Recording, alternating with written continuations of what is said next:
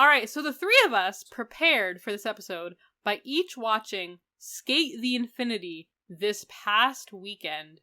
And by watching, we binge watched. So, what did you think apparently we both watched it in 2 parts. Somehow Yes. exactly divided the same way. But anyways. Yes, because we are all on the same wavelength.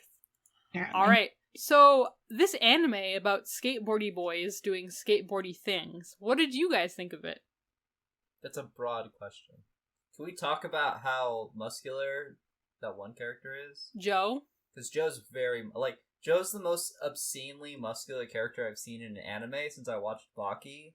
I want to say about a year ago now. Can we talk about how Joe and Cherry were the best characters? Hands down. That is not arguable. Thank you. I'm glad we all agree that Joe and Cherry were the MVPs of this series. Can we talk about that actually? Because I feel like there's an issue we run into with series like this where it's like a character has a really interesting concept. Like a dude has a Iron Man skating board. Fine. Right?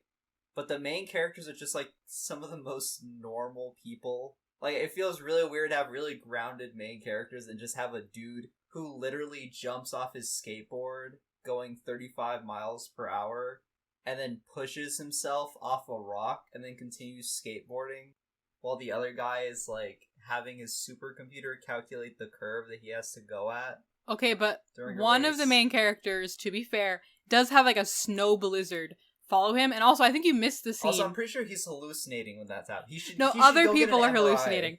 Also, there was a scene, I think you missed this one There's actually. There's a mass hallucination. There was a scene where he's posed in the air as and has angel wings. Yes, he became an angel. This is canon. Are you sure this is canonical. Wait, should we actually summarize what this I was going to say, yeah, maybe we should back up. All right. No, that's fine. That's a great stuff. So one guy makes it snow. It sounds like we're talking about Shaman King. This is not Shaman King. This is Skateboard King. SK8 the Infinity. Which I thought was a really cool name until I realized that the Infinity was just a thing they talked about, and then they did a handshake with the Infinity Because symbol. skating is infinite. Because of the power of friendship. Exactly. And maybe other stuff that we will talk about. You know what's infinite? Love for your homies. Yeah. Honestly, the summary of this show, if I were to summarize it, is like skater bros learning the power of friendship and overcoming all trauma based on power of friendship and skateboarding. And also, apparently you can just use snowboarding to learn how to skateboard, and there's no real difference. So, there you go.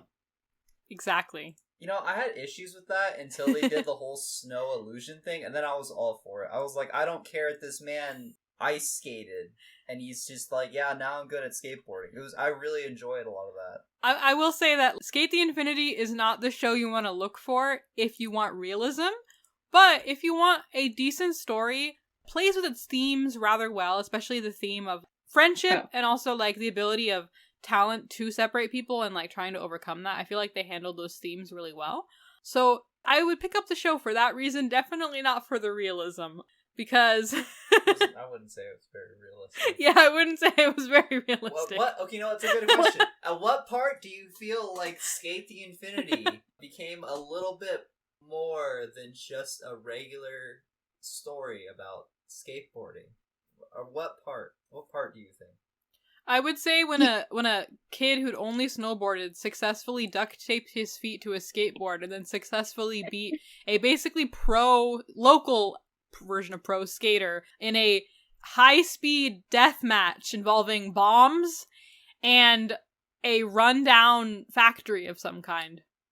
So 20 minutes. Yes. I would say that was when I went, oh, this is pretty hype and very anime. I mean, that was pretty hype. Yeah. I did like that. That intro part. I would say that the first episode of Skate is very good at communicating what kind of show it wants to be.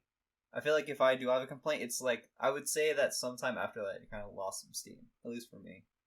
I agree that the first episode was pretty good at an introduction to what it was going to be like.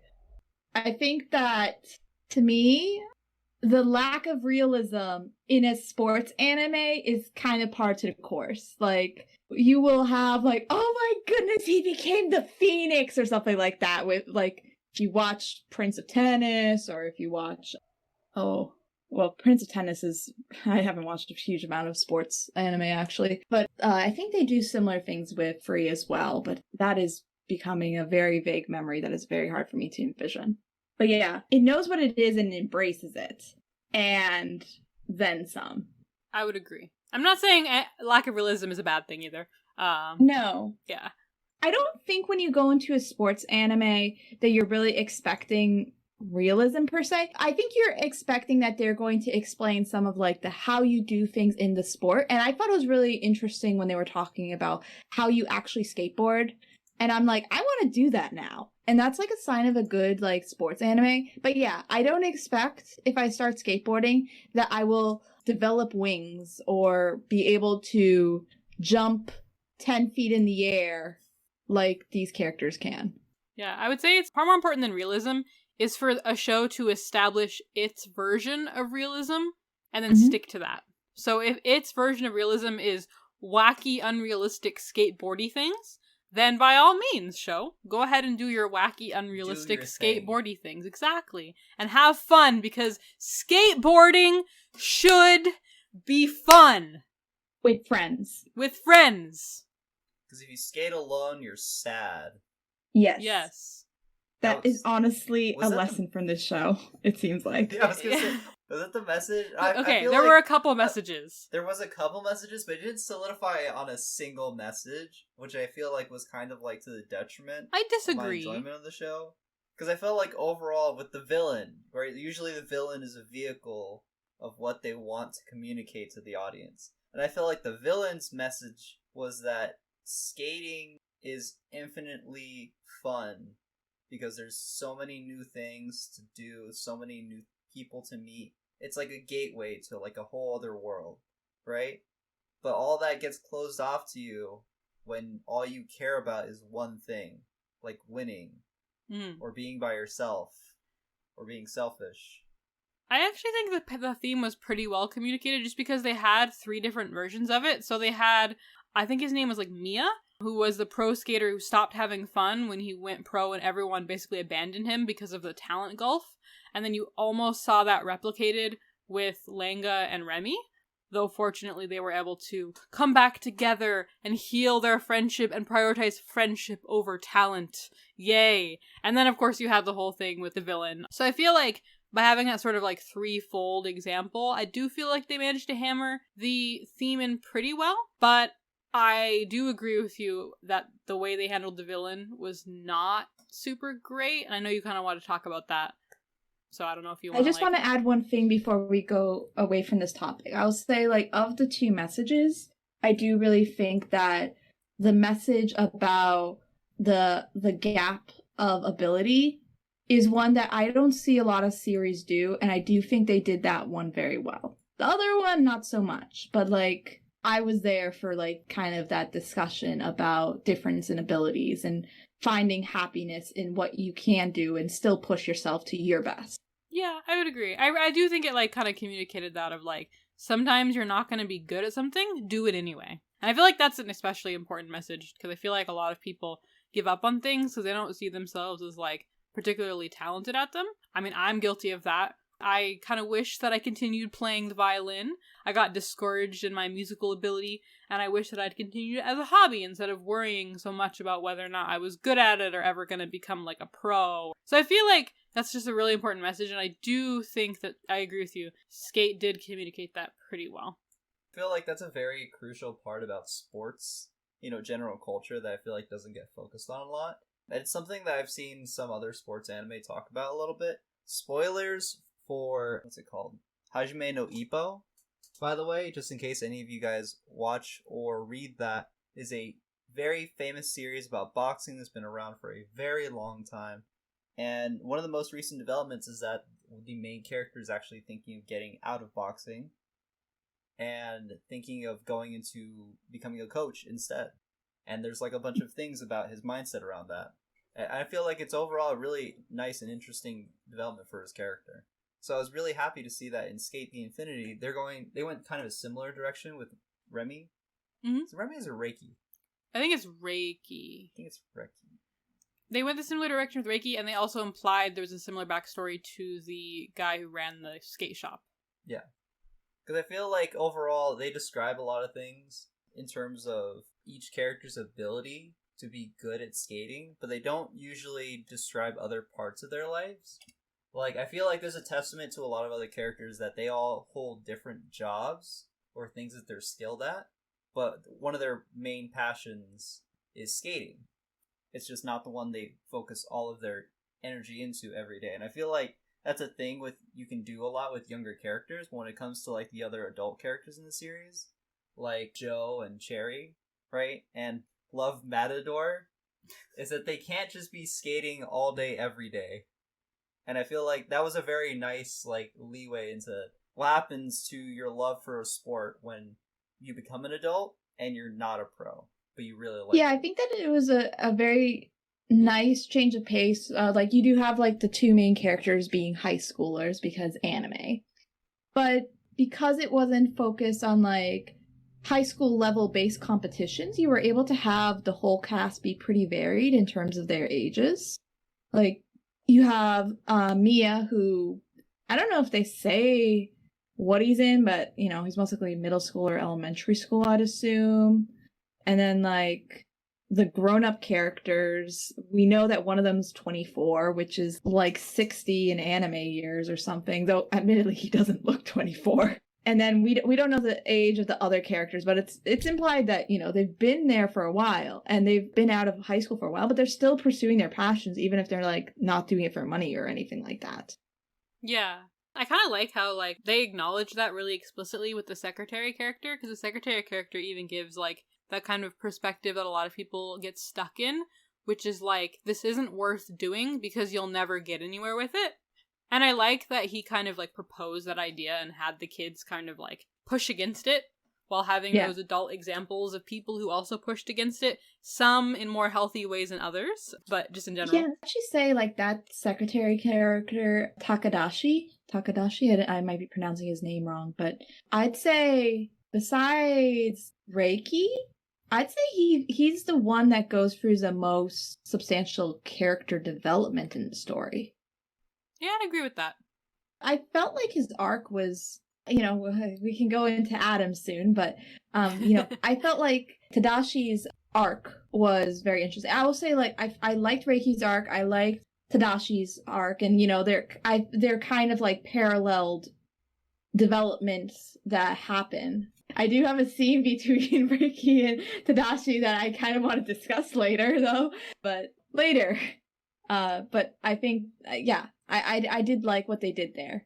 And kudos for, like, taking the character that could have very easily just been a background character and actually developing him out in the later half of the season. Like, he got developed far later than any of the rest of the casts. And I feel like his impression he gave was still really impactful for the entire story.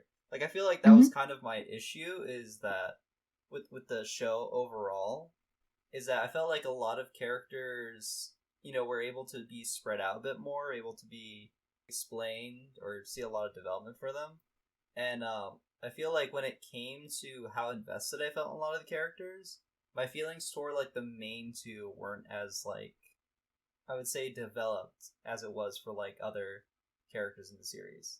Like, I felt way worse for Cherry and Joe when it came to their conflicted feelings about Adam than I did for a lot of the development between Adam's struggles with himself, or I would say Langa's struggles with his love for snowboarding and how it came into skateboarding. I felt like there was a lot there, and it kind of got jumbled a bit, I would say.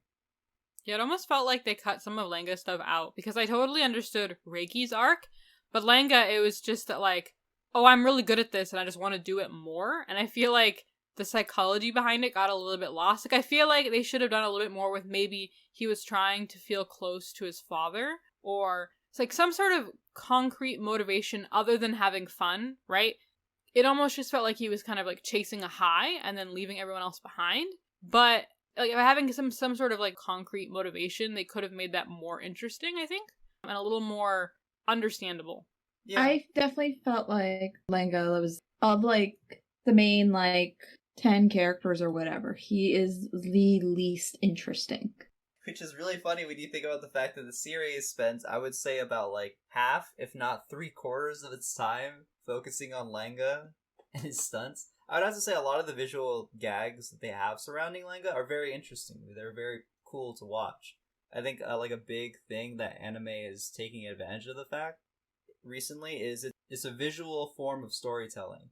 And I felt like every time that they had snow appear when Langa was doing something, because of the fact that so many of his moves are based upon his experience snowboarding, I felt like that was a very nice visual experience for the audience. They even had the audience in the show react to it a lot of the time. Because like he was just doing so many things that weren't common to skateboarding, and that's kind of what drew a lot of people in to his performances or his races. But overall, I would have to say, like, everything else regarding his character just felt so, like, I wouldn't say half-baked. I would have to say, like, it kind of suffered from what it was trying to be. Mm-hmm. Because I feel like overall, when you have a colder character like Langa, can kind of push a lot of emotional development onto it, but it kind of needs its room to grow that way. Mm-hmm. You know what I mean? I felt like if they hadn't had the mom sort of, like, giving this second voice to, like, how she sees Langa struggling after his father's death, we would have never really had that much understanding of what Langa's emotional state was. Yeah. It almost felt like they were developing the relationship more than the character. Yeah, and I will say, I feel like the mom was a far more interesting character than he was. and I don't mean that as an insult to the mom. She was, I really enjoyed her, actually. Like, she felt like a very relatable mom character trying to deal with a high school son. She was completely adorable. I loved her. I loved every scene that Langa's mom was in. Every single scene. I loved, like, her, like, talking to her coworkers about her son, her struggling. Every time she, like, looked at the picture of her deceased husband for help, as, like, Langa's trying to figure out how to talk about his issues. She got so excited when he needed her. It was so cute. She's like, I can't mess this up. My son is coming to me for help. Yeah. And I'll also say Reiki's mom, I also liked her as well. The moms were just good, I guess, show. Yeah. Top tier moms in this show, I'd have to say. Top tier moms. Although, it's interesting, something just occurred to me. With Reiki, I generally feel like they did Reiki stuff pretty well, but I feel like there might have been one part they might have planned on doing more of that got cut out due to the space and the writing. Because they made a point of mentioning that he was from a big family and having him have 3 sisters. And I feel like that could have very well gone with the theme of Reiki kind of gets looked over and the attention gets diverted from him. I feel like they could have tied that to that theme, but we didn't really get any of that, like how him having a big family was like relevant or how it connected to the story, and I feel like there could have been a very natural connection. So I'm just wondering if maybe something was planned or cut out or just not conveyed that they want to convey, because I almost feel like it would have made a lot of sense to have him have, because he's in a big family, like he doesn't always get like the recognition or like attention that he would if he was like a single child, and then have that paralleled with everyone's looking at everyone but me now, and I'm the one left out. I really like that idea. I would have liked to have seen that. Yeah, I felt like there's a lot of potential for these characters, and I didn't really see a lot of push from the series to create like interesting scenarios with that. Like, I sort of understood to an extent that, you know, the way that Reiki acted during the show was in part because he is kind of the big brother character, with the fact he has a lot of younger siblings, like a full plate of younger siblings at any one time. But I feel like that wasn't really communicated as much, because most of the time that we did see him interact with his family was worrying about him, because he acts in such a characteristic way that they're used to. When he doesn't, because he's struggling emotionally with an issue, you know, they get worried about him. And then I also felt like we didn't actually get that many scenes where he was interacting with his siblings in a way that sort of, you know, cemented our idea of his character. Like the one scene we got with his little sister, which I think was really nice. I have to say that the family member to family member dialogue in this show is really well done in cementing how these characters grew up the way they did. I think that was a consistent thing across the board. Even with characters like Adam, just the way that family members talk to each other, I felt like is very key to seeing how sort of characters have developed up until this point. Which made me sad, because the character development in this show was just very all over the place. Family circles were so, like, obvious to what they wanted a character to be. Do you think that part of the issue is like, to me, I don't feel like they had enough story to necessarily do more than 12 episodes. But do you think it would have been better instead of having, like, the 10-ish characters of the main cast if they had maybe 8 instead, so they would have had more time with just those core characters? I will answer that later because I actually want to tell you guys how I would have rewritten the show, and it kind of relates to, like, this. But I don't want to do that until we kind of, like, break down the major character things, and I know that Eddy had a lot to say about why he doesn't like Adam. So do you want to do that first, Eddy? Well, obviously, I feel like at some point we should probably just do a quick clip of, like, hi everyone, welcome to the ANIME podcast. We're going to be talking about SK8 the Infinity spoilers. Spoiler warning. Because overall, I'd have to say, like, I really disliked the main villain in this show. I felt like he didn't actually add that much. I was actually a lot more interested when... What was that one character's name? Secretary? No, the kid who turned pro and all his friends. Misha? Or Misha. Mia? Mia? It was Mia. Yeah. I was a lot more interested in Mia's development from, like, sort of an antagonist to a character than that. And I would kind of say similar things for Shadow, but honestly, Shadow's character development, it wasn't so much as, like, explaining his character, just an understanding of where he was coming from. It felt like a very single note, but in a way, I guess that made sense. Yeah, I would have actually liked to have seen... Well, I guess there's a couple things. So first of all, for Mia, yeah, I was very disappointed that the resolution to what was going on with him was basically like, oh, you're our friend, so don't worry about it. And it's like, wait a second. Like, it's only been antagonistic interactions up until now, and now you're friends? Wait, what? So there's that. And then for Shadow, it did feel like they were just kind of coming to an understanding of who he was. But I liked Shadow as a character. I really wish they had given him an arc of some sort. Like, they could have gone more into, like, the crush that he had and, like, kind of maybe an arc of him kind of coming to terms of, like, where he stands with her, or they could have gone more into him realizing that tricks while skateboarding is not really what he should be doing. They could have done so much with him, but he was kind of, like, always the comic relief kind of character besides the first episode. He was definitely, like, the functional character. Because, like, he was what they used to introduce S. And then, spoiler alert, he was the excuse to get Reiki, I always mispronounce his name, to get him to participate in the final race despite not having signed up after he gets injured and can't participate. So I feel like, yeah, unfortunately Shadow was just kind of only used for functional purposes. And I agree that, like, it was kind of missed opportunity. Because they definitely made him likable, but they just didn't give you much. Yeah. Do you want to talk more about Adam, or...?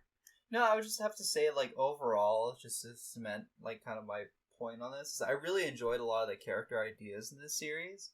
I feel like there's a very nice thing that can happen when you very clearly communicate what a character is all about on site. And I feel like this show is very good about that. Mm-hmm. Which is what made a lot of the flat development, like, very, very sad.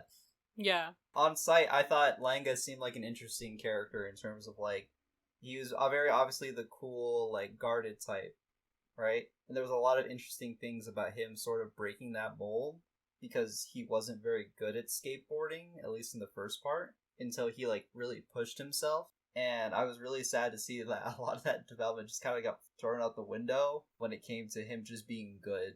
Mm-hmm. Yeah. I feel like they almost did something really good. They had something going for the first 3 episodes, like, in terms of character introductions and then character writing. But then they just messed it up. And I think it was episodes either 3 or 4 or 4 or 5, somewhere around there. Actually, yeah, it was episodes 4 and 5. They just, like, really messed it up. Because the first 2 episodes were an introduction to Reiki and Langda. And I felt like that was really strong. And then when they had an episode on Mia, I thought that the format of the show was it was going to be one of those shows where, like, every episode focuses on a different character. And I totally would have been okay with that. But what they then did was episodes 4 and 5 focused so heavily on the villain, but without actually giving you the villain's backstory yet, that it was just boring, honestly, and almost maybe not want to watch the show. The show turned around, I'd say, in, like, the second half. But I feel like they could have introduced the villain, but instead of focusing on the villain, they had focused on another character, and then maybe the villain's a jerk to that character, and just kind of had some restraint and just waited to give until they were actually willing to give Adam's backstory in bits and pieces. I feel like Adam's character would have come through a lot more and then been less disruptive, because for some reason in episodes 4 and 5, instead of like giving his backstory then, they waited and they just had it all be like fanfare and like, hey, look at this extremely sensationalist evil character, guys. Like, I don't know. I feel like they really bungled that. They had something going with like each episode's going to focus on a different character, and they just decided not to take that format. Obviously, eventually they would have had to have some sort of like overarching plot, and they could have weaved that in and like brought it all to a conclusion, but I feel like they should have maybe followed that formula because it's worked really well for other shows, and it was working for like the first 3 episodes. Yeah, well, it's very interesting because I think there's a couple of things there. So first of all, I think that a lot of shows do the thing where the first few episodes are like very episodic, where you're introduced to a character and you find out about them, and then they switch format. You know, like you're saying, it just wasn't as successful here in doing that. And then the other thing I think that I'm kind of like thinking about as you're saying that is we never had a Cherry or a Joe focused episode. They had moments for them. They had you know, when they were skating and stuff like that, and they had flashbacks with them with Adam. But it would have been great at the beginning of the show, is what you're talking about, like episode 4 and episode 5, if each of them had their own specialized episode to delve more into them, and then they could have used that time to also build out Shadow and Mia more. That could have been very interesting if they had gone that route.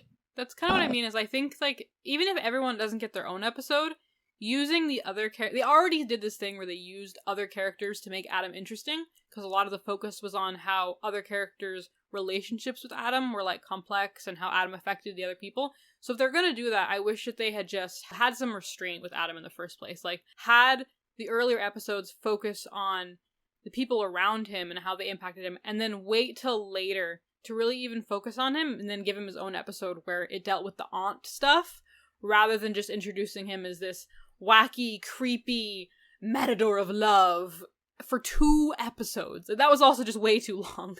I feel like they should have had some restraint in the beginning. I would have to say that I feel like that would have benefited the show a bit overall, especially because there are a lot of key character moments in the series for other characters. Like, I'd have to say that, especially Cherry getting injured in a race against Matador, that was a very easy moment for them, and I was glad that we saw it, that they sort of expanded on what exactly Cherry's relationship to Matador is, because they sort of delve into the past between all 3 of them, in terms of when they used to skate, how they met, kind of people they used to be. But I feel like even then, you know, they didn't really give a lot to us as the audience about like what kind of person Matador was even back then, because we sort of understood that like there was a transformation in his character, you know, in the fact that he works for the city government, or the Diet, which I believe is like parliament in Japan.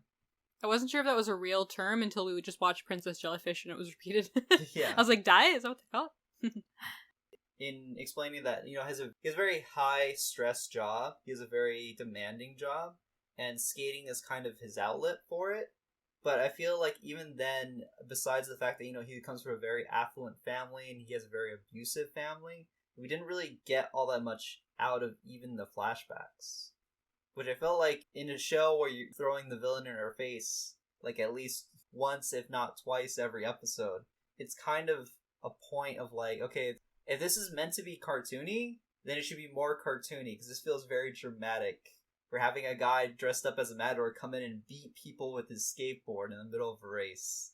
Yeah, they kind of tried to have it both ways. Like, they tried to have him be like a very hype character, and then also a very serious, dark character, and I feel like they didn't balance. They could have balanced that better, I think. Yeah, because I felt like, even in the end, I was kind of disappointed by the fact that there was a lot of things to his race against Reki, and I felt like it was generally a very good episode of it. It was very hype.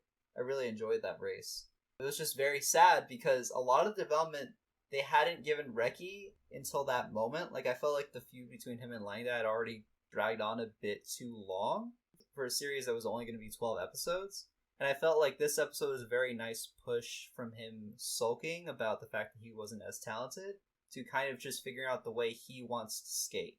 Mm-hmm. And I felt like that was a very nice episode for him, but it could have happened a lot earlier.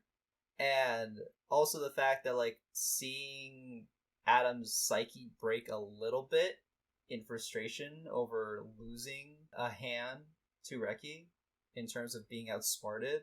It felt like they were trying to bring us a little bit of payoff for, like, a rising amount of stress on Adam's part, but we never saw the stress. Yeah, we just saw him get all like, I will die in this final race. I am in a coffin board. Yeah, I watched that and I was like, did I miss a step here? The resolution with Reki that you're talking about, I feel like they also had a really big missed opportunity involving Mia, because I kept waiting for the scene that never happened, where Mia would say, basically, you're doing exactly what my friends did. When I got talented, everyone abandoned me, and now you're doing the same thing to Langda. I was waiting for Mia to tell Reki off, and I feel like that would have been a really good and satisfying scene, both for, like, Mia's arc and Langda's arc. Mia does get mad at Reki and basically be like, you lied, you abandoned me, right? Because Reki had said, oh, I'll never leave and, like, stop being your friend. But I feel like their relationship doesn't parallel as well, like Mia and Reki, to just the general themes as Langda and Reki. So I feel like it would have been a lot more impactful for all characters involved if, like, Reki was being a big jerk and if Mia had come in and said, you're doing to Langda exactly what my friends did to me. Stop being an idiot, basically. Like, I feel like I was waiting for that scene to happen and it never did, and I feel like that was a big missed opportunity. I agree with that, because I think that beyond the parallels that it does show within the relationships of the show, I think that it is established that Mia's trauma and a huge motivator for him is that experience with those other people. And it just defines him a lot. So for him not to actually point to those things, it seems actually a bit off now that you mention it. It just, it feels like something that in his character he would have brought up. I think he also would have said, like, this hurts me, because I think he also is a person that focuses a lot on himself. Mm-hmm. But I think that he would have also gone and, like, mentioned that as well. Yeah, it almost feel like they forgot about Mia a bit, because I really liked his character in episode 3, and then they proceeded to just not use him. So I feel like it's unfortunate that they kind of just, like, dropped the ball with him. He was the kid character. Yeah. And it stinks, too, because a lot of other characters, they were pretty good about using all the way through. Like, I feel like Cherry and Joe, can we just all agree once again that those two are the best? Anyway, I feel like they use those two characters all the way through very well. Mm-hmm. I would say even in their, like, personal dynamic, I felt like they overall created a really solid idea with both of them. Mm-hmm. I loved their, like, rivalry, friendship. Like, it was just great. The fact that they're just constantly fighting, like an old married couple. Yep. Even when, like, Cherry's injured later in the series, I would have to say, like, the scene in which he's just hanging out with Joe, constantly having him do stuff for him, was really funny.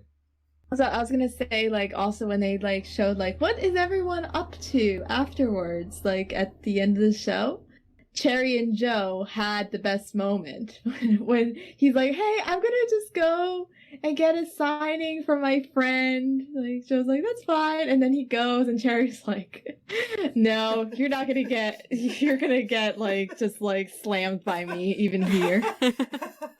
What did he write for him? Because I'm trying to remember what he wrote. I think he said it was, like, something like, get out of here, dimwit, or something like that. Seriously, best characters. Also, Joe took, out of all the characters, Joe handled losing the best. And I really liked that scene. Yeah, Joe is a bro. Joe was a bro. And so was Cherry. I think Cherry was my favorite, but they were both my favorite. Even Cherry describing Joe's strategy in terms of, like, jumping off of his board and launching himself off a rock, felt like he was very invested in Joe's character. And it was really funny all the time when he's like, this is something only a gorilla could do. Yeah. It's impossible. I don't want to give the impression that I didn't like Skate, because I did overall. Despite criticisms, I did enjoy it overall as my first sports anime. But I will say that I almost still, even though I liked it, would have rather watched a show about the old crew with, like, Cherry, Joe, Adam, and, like, their friends. I think I actually would have enjoyed that show. I actually think I agree. Another thing I will say, though, is this show, as I think all three of us know, was really popular when it came out. Like it was, I don't know where it ranked in terms of series that came out in the winter 2021 anime. Actually, I can check that right now, but it was like a surprise hit anime. Oh wow. Yeah, I'm not gonna count. There was so many things in winter 2021. Oh, actually, no, I can do basic math. Hold on. 9. So it was 11, it looks like, for like most watched on my anime list, which does not sound great when you say it like that, but that was a super jam-packed season. Like it looks like it had more people watching than B-Stars. But like I can see why it took off the way it did, because even though it has these pitfalls, it sets up a lot of really interesting ideas. And a lot of the people that I know were very drawn to the show are people that are very involved in the Fujoshi community. And I think actually a lot of people that are involved in the Fujoshi community actually like, well, they want to have a lot of content, but they like, there's very much a willingness to fill in those gaps and to try to make things more fleshed out. And I think Skate did provide most likely a canvas for that kind of activity, which from my understanding other sports anime does do, but I think that it did speak to a lot of people in that regard. I'd have to agree, because I feel like, if anything, this felt more closer, I would have to say, to not explicitly a BL anime, but I have to say, like, the idea of having really strong character concepts with attractive male characters is kind of like a big plus for a lot of shows in terms of like their fan bases. It's like drawing in fans, because even between like our complaints, Joe is still like one of the funniest characters in the series, and that's like something you can tell from looking at him.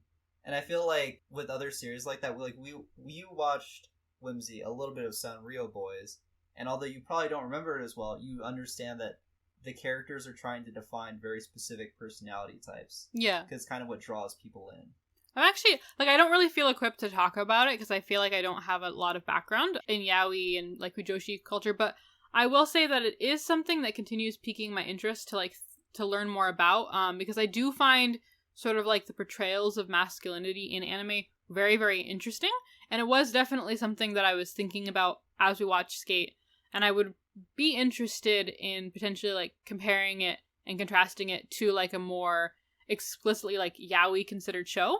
Again, I don't really have, like, a lot to say because I don't really know a lot about it, but I will say that, like, I am very interested in exploring that more because it just intrigues me. You don't really see some of the same dynamics in Western media in quite the same way. And I'd be interested to learn more and break things down, and learn more about, like, the cultural context behind it and how it's understood within, like, the otaku community.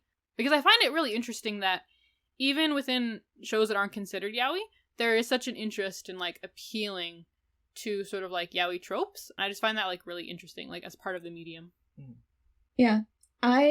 There is a video, I'll find it, and I can't summarize it, but it was a video that it was a panel from a convention that actually discusses this topic in terms of sports anime specifically. And I believe they do talk about Skate in there, because Skate, kind of being like the most recent example in terms of like sports anime kind of trying to have a specific audience, I suppose, or like trying to encourage a specific audience to come in. And I don't feel very equipped to really talk about this topic either. But I think the people that did the panel are more equipped to discuss this stuff. So I'll give the link to that. Yeah, I definitely want to learn more about it because I guess part of, especially like, there's so much to unpack and like think about, and when you bring up like sports anime as being its own category distinct from yaoi, but then having ties to and connections to and parallels with yaoi, I find that like even more especially interesting because like with skateboarding, not necessarily, because skateboarding has always been a very outsider sport for people who are out kind of like on the edges of society, like just stereotypically speaking. But like other sports here in like the United States, there is sort of like this association and sort of stereotype with like hyper masculinity, and I'm not sure how it is in Japan, but I guess that's why I find it so interesting that sports anime are such a vehicle for sort of like yaoi subtexts, because it kind of subverts at least my expectations for like sports culture based on my experiences with like stereotypes and like perceptions here in the United States. So I'm just definitely interested to learn more about like the Japanese context and kind of why there is like so much like sort of yaoi subtext in sports anime. This was my first sports anime, so now I want to watch more and like learn more and just generally like learn more about it, and I don't know, intellectual discuss later on when I have more background. And yeah, I will say, I think from like the discussion of sports anime in regards to like a lot of people in the Fujoshi community like consume, I think the two that people will point to most would most likely be Free and Yuri on Ice. I imagine Haikyuu is also one too. Yes, but I'm less familiar. Huh? Let us not forget the legendary series known as Kuroke no Basket? Kurosuke no Basket? Oh yeah. You tried to deliver that really epically. You totally ruined it. I just want you to know that. It's okay. It's fine. Let us not forget the legendary series known as... Actually, I'm gonna look it up, and then I'm gonna sound clip myself back in with horns, because I'm editing this one. You're editing this one? Yeah. We haven't made this nearly hard enough for Imot now. Oh no. It's like we're better at podcasting. Well, I will say that, so again, I'm not super equipped to talk too much about this, but I think there's two, from my understanding, there's two animes, like sports animes, that are like kind of pivotal in terms of like starting points for like the leaning of sports animes towards like encouraging Fujoshi, or like having heavily Fujoshi audiences, and I think it's Prince of Tennis and Free. And Prince of Tennis like was not intended to like kind of bring in the audience that it did, but it, a lot of female readers came in, and the offer was totally on board for it, and like kind of encouraged the community to do their ships and have their fun and things like that. So they were very encouraging towards like having these interactions and these headcanons and things like that. And then for Free, I find it funny. I think last time we recorded, I also mentioned Free. And I think I'm going to mention basically the same thing again. For Free, originally Free, I don't think was intended to be a show. It was originally the characters, or like most of the main characters, were shown in like a promo video where Kyoto Animation was basically showing off their ability to draw water. And so it was basically just a bunch of like guys in swimsuits throwing water at the screen and things like that. But then people freaked out and loved it, and it really took off. And like I think someone realized that this could actually be a show. I might have to confirm that that's the story of Free, but I believe that is the history of it. And I think since then you've seen a lot more sports anime that either intentionally or not has like built a large Fujoshi following. I feel like there was probably someone at Kyoto Animation who spent months trying to get that water right. and was so happy with their final product. And then someone came back in the office and was like, so news from the higher ups, they loved it so much, we're gonna make a show about swimmers. And they just went, I am going to die making this show look beautiful. Props to that person and all their hard work. Yeah. Kyoto Animation doing God's work. Speaking of water looking really nice, I do think just in general, this show looked really good. I think that I know that I say that for a lot of shows, but yeah, I mean, I can't say that I was disappointed at any point with how things looked. It is very, very much eye candy, I think, for all of it. I would agree. It's not just, and it wasn't even just like how well the animation was or how beautiful the art style was, because both those things are true. But I feel like they just really captured that skateboarder aesthetic, because I have been in skate shops before, And I used to, not that I'm an expert, but I played one of the Tony Hawk games, Um, Which one? I think it was Tony Hawk Underground. 1 or 2? I think it was 2, but I'll get back to you on that. I just put this on my 3x3 for games.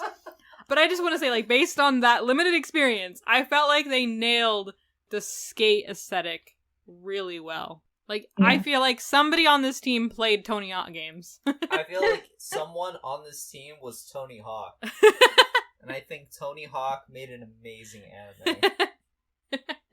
How about if this was just a Tony Hawk origin story the whole time? I mean, yeah, what if Reiki is Tony Hawk and his drive to be better drove him to become Tony Hawk? What, that was the big reveal? Yeah. Is that Reiki's been actually Tony Hawk? Tony Hawk this whole time? I feel like that'd be way too. I feel like that'd be way too big. Like, I feel like it's weird even to think about the fact that, like, if SK8 the Infinity does get like a second or third season and they end up going international, because there was like discussion about international competitive team for skating for Japan, right?